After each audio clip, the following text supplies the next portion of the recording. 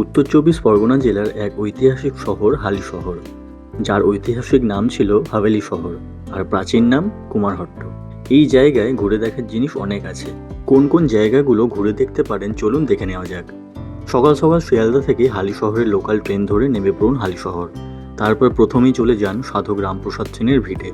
এই মন্দিরে পুজো দিয়ে তারপর চলে যেতে পারেন রামপ্রসাদ ঘাটে। রামপ্রসাদ ঘাটে যাওয়ার পথে দুটো শিব মন্দিরও পড়বে। খুব সুন্দর চারচালা বিশিষ্ট এই মন্দির দুটো।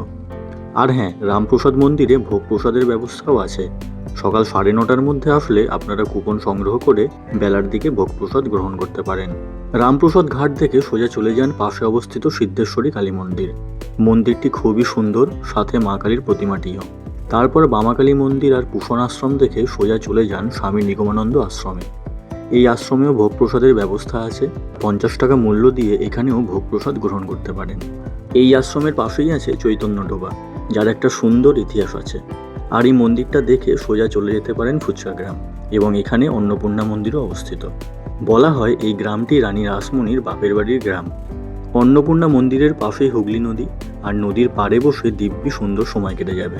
ডিটেল ভিডিও দেখতে চেক করুন আমার ইউটিউব চ্যানেল বঙ্গ ব্যাকপ্যাকার।